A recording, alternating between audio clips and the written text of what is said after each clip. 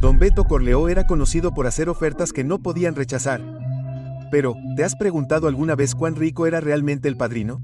Puede parecer una pregunta sencilla, pero lo que descubrimos podría cambiar tu forma de ver al padrino para siempre. En la novela, se menciona que incluso el propio Michael, el mismísimo hijo de Don, quedó absolutamente conmocionado al descubrir la verdadera riqueza de la familia. Después de todo, el dinero es una herramienta vital para adquirir poder. El verdadero alcance de su riqueza nunca se ha revelado, y lo que compartiremos contigo en este video te sorprenderá. Pero en realidad esto es mucho más profundo de lo que piensas. Vamos a divertirnos con esto, pero para entender realmente la importancia de esta figura y contar esta historia, tenemos que remontarnos al pasado.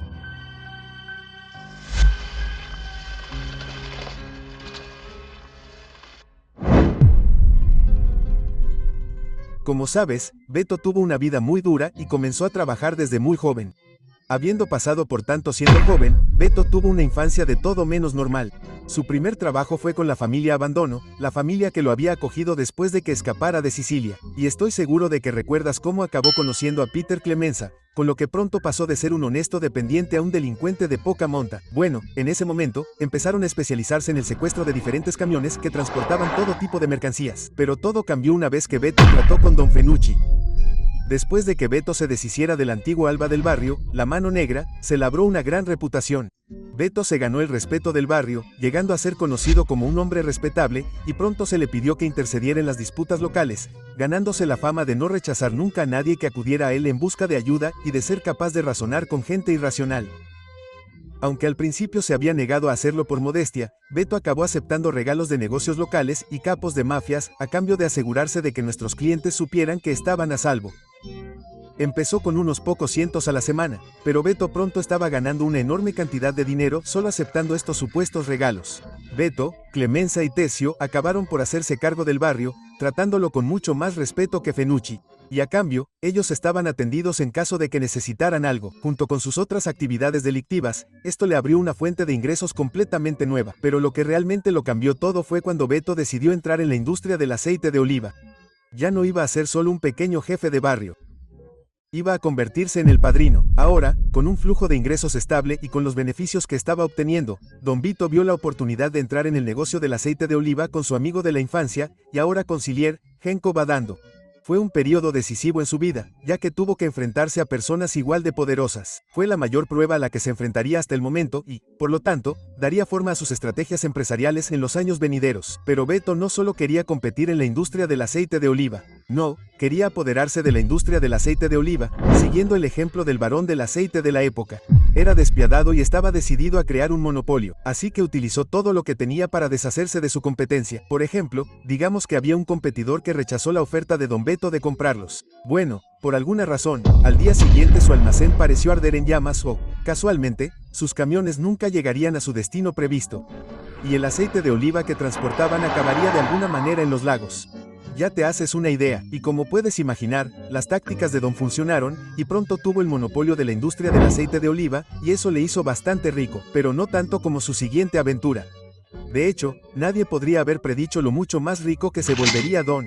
A finales de 1920, Beto Corleó fue contactado por un grupo de contrabandistas italianos que contrabandeaban alcohol y whisky desde Canadá. Necesitaban camiones y repartidores para distribuir sus productos a la ciudad de Nueva York. Beto tenía todo lo que necesitaban. Por eso el negocio del aceite de oliva fue tan vital para el ascenso de Beto. Para entonces, había construido una vasta red de distribución que se extendía desde lugares tan lejanos como La Habana, Cuba, hasta Canadá y Las Vegas, Nevada. Por no hablar de sus conexiones en Sicilia. Como hemos mencionado, tener el monopolio del negocio del aceite de oliva por sí solo era extremadamente rentable, pero otra ventaja que le daba a Don era una cobertura legal perfecta. Nadie podía cuestionar la necesidad de una vasta red de camiones que viajaran constantemente por todo el país e incluso al extranjero. Pero durante esta época, Don se dio cuenta de la importancia de construir una red de personas que le debían un favor. Durante el apogeo de la ley seca, ganaban más dinero del que sabían qué hacer con él. Ya hablaremos de cuánto exactamente en un minuto, pero sería lo que Don Beto necesitaba para crecer exponencialmente y darle la capacidad de cimentar su legado para siempre. También empezó a proteger los establecimientos ilegales que servían el licor que contrabandeaba, así como una red de juego bien conectada. Luego utilizó estos activos para ganarse el favor de los políticos, policías, jueces y otros funcionarios locales, y pronto aprendió el valor de la protección política, haciéndoles una oferta que no pudieron rechazar. Tenerlos en su bolsillo resultaría ser la mejor inversión que podría haber hecho. Al final de la ley seca, Don se dio cuenta de que poner todos los huevos en la misma cesta ya no era una opción. Además de que ahora ganaba demasiado como para esconderlo tras un simple negocio de aceite de oliva, lo que hizo a continuación lo cambiaría todo. Sobre la base de los cimientos que había establecido durante la ley seca, llegó el momento de expandirse. El amanecer se había dado cuenta de que ahora era una necesidad de expandirse, ya no era una opción. Era hora de aumentar el número de fuentes de ingresos y flujos de ingresos que generaba su imperio. Y no perdió el tiempo.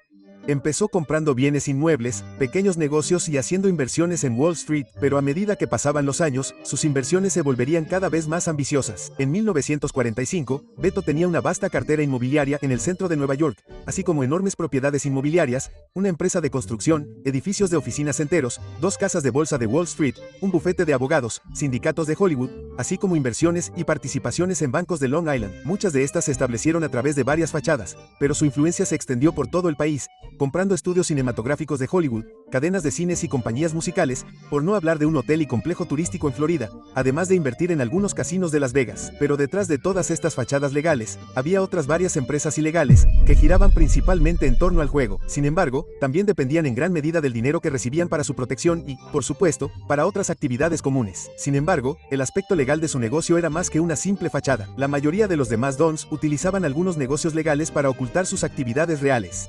Don Vito estaba tan interesado en desarrollar sus negocios legítimos como en los ilegales. Los propios negocios legales generaban millones de dólares y esto hacía que Don se destacara de los demás dons.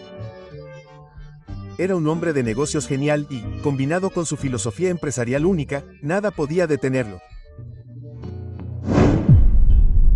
Como saben, el personaje de Don Vito es una combinación de varios mafiosos. Entonces, para obtener una mejor estimación, veremos cuánto ganaban los mafiosos de la vida real en ese momento. Veamos a uno de los gángsteres más famosos de la época, Al Capone.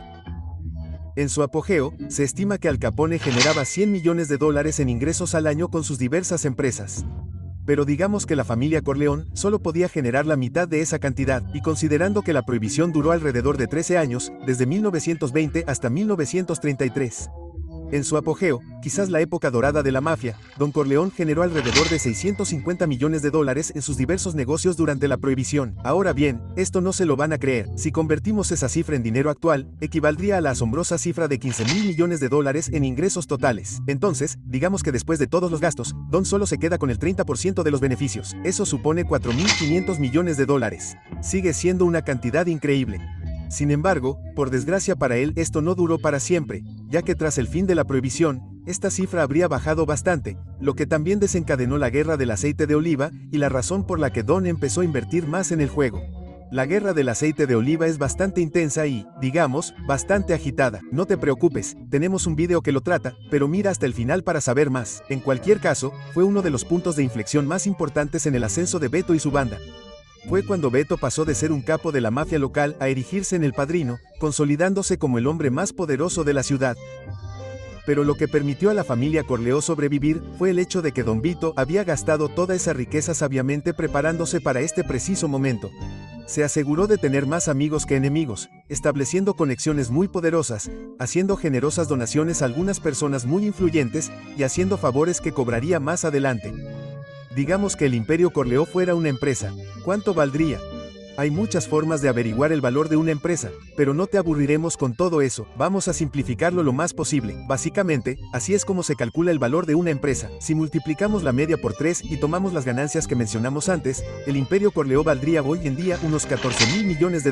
Pero digamos que después de la prohibición, el imperio solo generaba $7.000 millones con 2.100 millones de beneficios, lo que haría que valiese hoy en día unos $6.300 millones. Sigue siendo una cantidad increíble. Para ponerlo en contexto, aquí tienes una lista de empresas actuales que valen una cantidad similar, pero ahora, profundicemos un poco más y veamos cuánto vale el propio Don. ¿Qué puesto ocuparía en la lista de Forbes?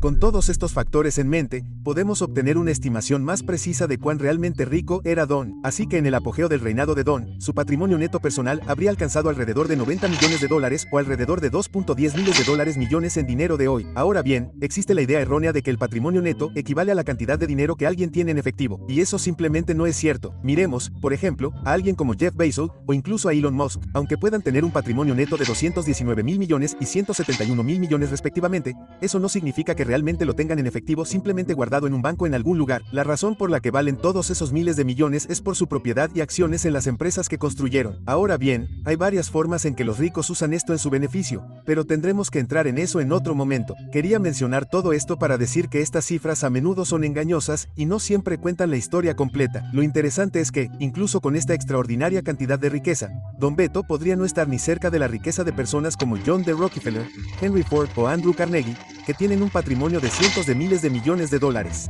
Lo que diferenciaba a Don Beto del resto no era su riqueza. Tenía algo que el dinero por sí solo no puede comprar. Algo que todas estas personas adineradas quieren adquirir: poder e influencia. Don Beto era amado por la gente al mismo tiempo. No cumplir con su ley traía consigo graves repercusiones. Por lo tanto, logró alcanzar ese equilibrio perfecto del que habla Machiavelli. Ser amado y temido al mismo tiempo. Sin duda, en el mundo de Beto, el mundo que él mismo creó, tenía verdadero poder. Beto pasó literalmente de no tener nada que ver con su nombre a tener un imperio valorado en miles de millones, sentando las bases para que la siguiente generación convirtiera a la familia Corleone en una de las más ricas de Estados Unidos. Y eso es algo que debemos tener en cuenta cuando analizamos a Beto. Era bastante modesto teniendo en cuenta que en un momento dado ganaba literalmente unos cuantos miles de millones de dólares al año, en dinero actual. Claro que muchas cosas estaban vinculadas a los activos y las propiedades, y bajaron significativamente al final de la prohibición. Aún así, logró convertirse en multimillonario en muy poco tiempo. Así que, aunque Don estuvo increíblemente cerca de convertirse en uno de los hombres más ricos del país, simplemente no hubo tiempo suficiente. El fin de la prohibición realmente asestó un duro golpe a la familia Corleone y al crimen organizado en su conjunto. La caída fue bastante drástica, quiero decir, lo viste con tus propios ojos. Pasar de generar unos pocos miles de millones de dólares al año con el dinero de hoy a la mitad de esa cantidad, eso realmente habría aplastado a la mayoría de las personas. De ahí que Don Barsini y muchos otros Dons quisieran meterse en otra aventura extremadamente arriesgada pero muy gratificante. Ahora, veamos dónde se ubicaría Don hoy en día en términos de riqueza. Esto puede no parecer tan impresionante, sin embargo, eso lo convierte sin duda en parte de la clase rica del 0,001% en Estados Unidos. Ahora, veamos cómo se compara con un grupo ligeramente diferente. Lo que hizo que Beto destacara fue su fuerte convicción sobre lo que él creía que estaba bien y lo que estaba mal. Definitivamente habría ganado mucho más dinero involucrándose en estas nuevas empresas, y puso una línea roja donde decía que no iba a hacer eso por voluntad propia. Es sabido que muchos CEO y líderes son tan despiadados como capos mafiosos. Pregúntale a cualquiera en el mundo corporativo, especialmente en los niveles más altos, encontrarás muchas conspiraciones e intrigas, traiciones e incluso todos los juegos de poder que prevalecen en el mundo de los negocios. La diferencia es que lo hacen principalmente dentro de los límites de la ley. No daremos nombres, pero si miras la historia, encontrarás a muchas de estas personas que también hicieron ofertas que sus competidores no pudieron rechazar. Hay muchas personas, digamos, interesantes en el mundo real que eran maestros del juego del poder y la verdad, detrás de su riqueza y las tácticas que usaron para construirla, parecen bastante similares a las tácticas utilizadas por todos estos mafiosos exitosos. Comenta a continuación si quieres que descubramos la verdad detrás de esto en un futuro video.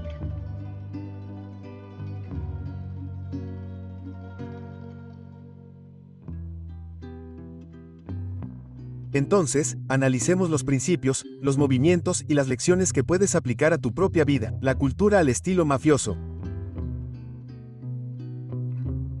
Primero, el poder vale más que el dinero.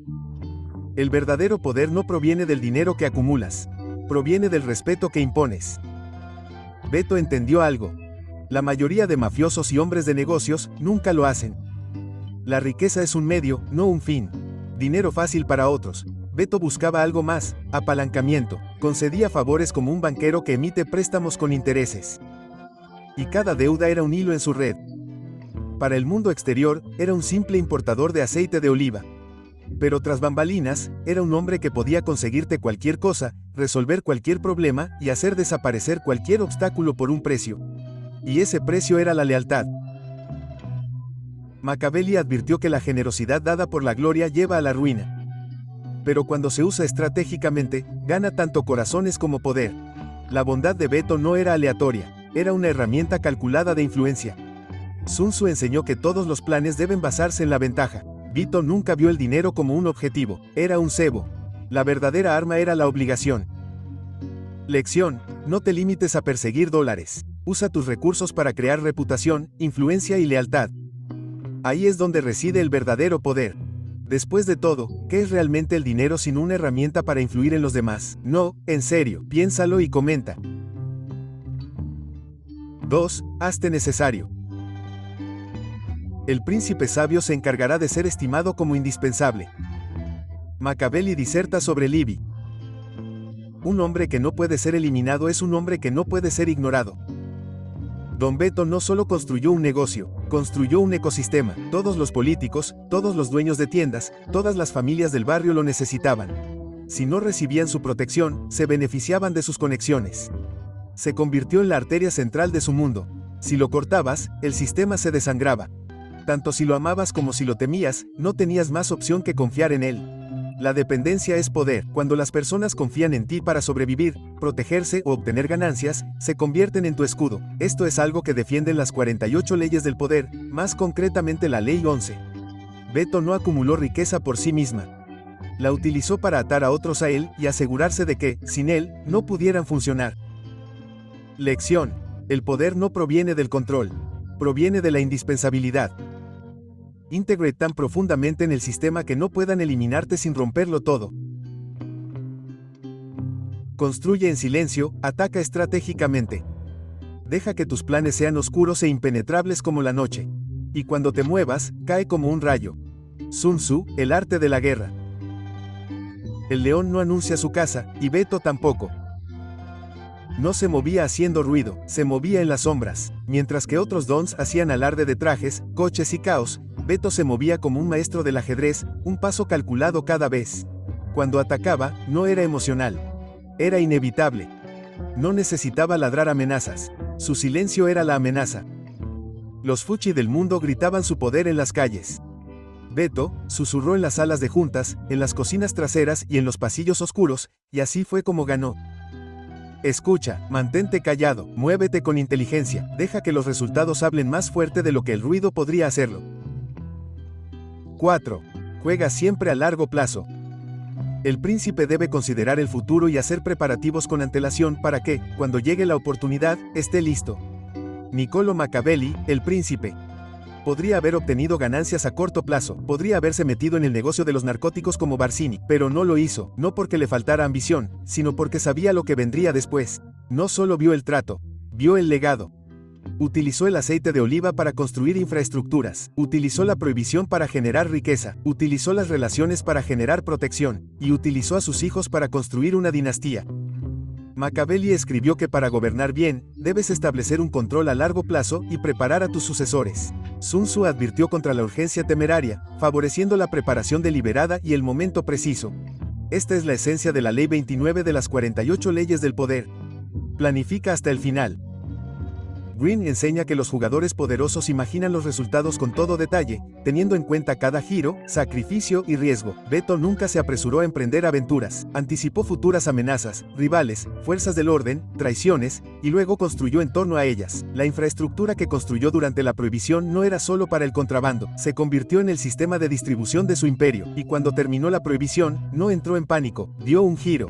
Utilizó los beneficios de una época para financiar la siguiente.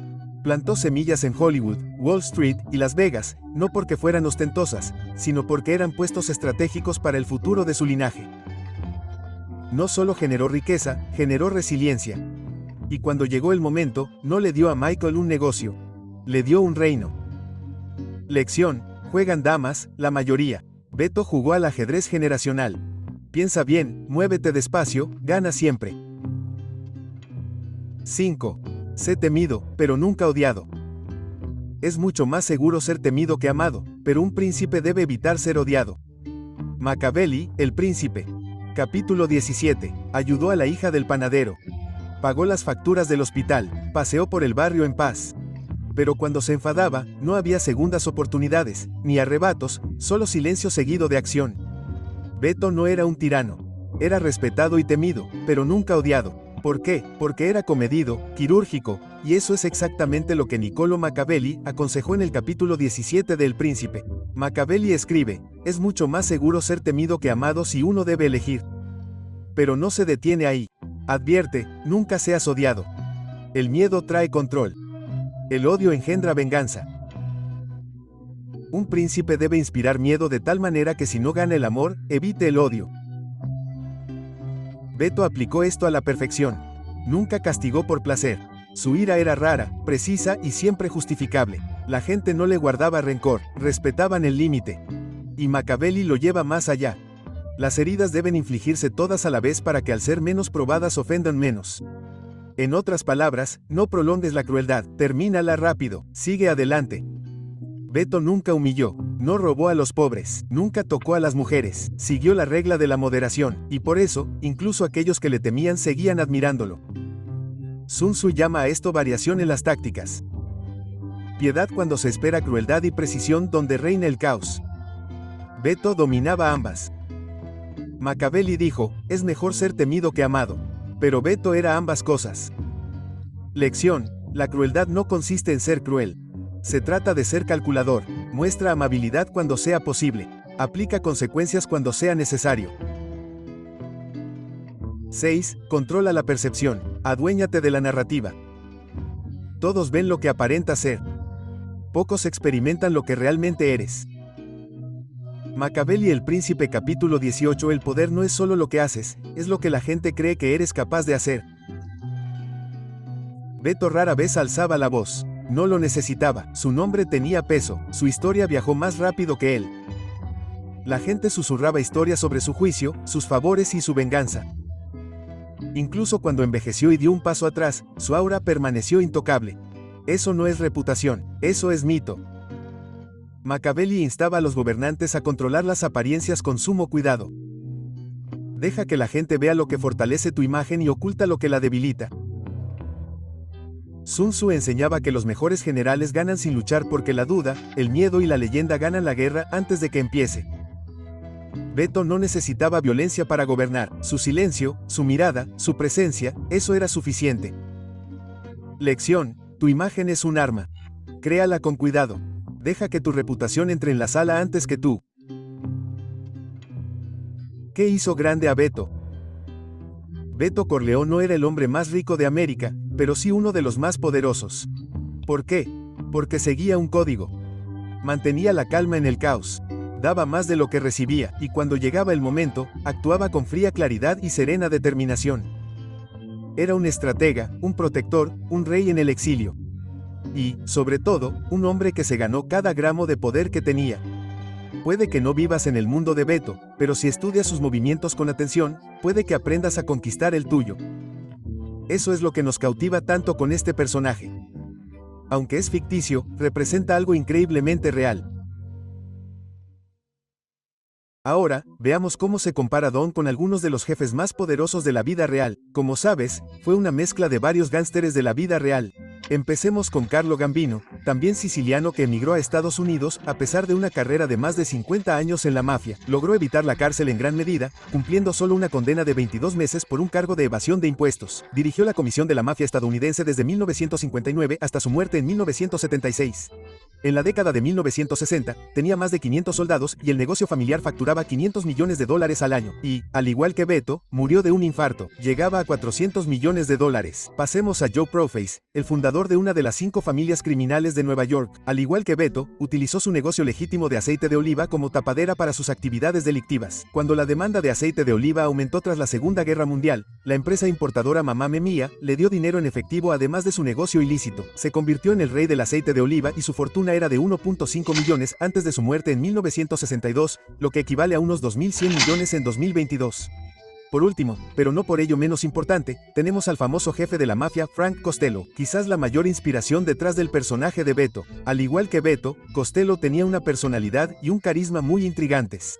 Aunque dirigía una de las organizaciones criminales más ricas y poderosas de la historia, no le gustaba la violencia y era conocido por ser uno de los jefes de la mafia más civilizados y humanos. Al igual que Beto, Frank Costello fue uno de los mafiosos más ricos de Nueva York, nunca llevó un arma y murió libre a los 92 años. En el momento de su muerte en 1973, su patrimonio neto equivalía a $1.000 millones. En la cima de su carrera, generaba el equivalente a $60.000 millones en la actualidad. De nuevo, al igual que Beto, Frank tuvo una vida increíblemente agitada, pasando de ser un ladrón de poca monta a Consoli, a Lucky Luciano, y a convertirse en un don, por no hablar de todas las rivalidades que tuvo. Frank Costello es una figura bastante interesante. Tenemos un video si quieres saber más. Vito Corleone siguió básicamente todo lo que escribió Niccolo Machiavelli en El Príncipe. Siguió todas y cada una de las instrucciones que el diplomático y filósofo italiano propuso. Por suerte, tenemos un video que desglosa los principios de Don y cómo puedes aplicarlos en tu propia vida. Una última cosa, tenemos un video que simplemente no puedes rechazar. Este es nuestro video más esperado hasta ahora. Lo habéis estado pidiendo, así que estad atentos. Definitivamente no querréis perdéroslo.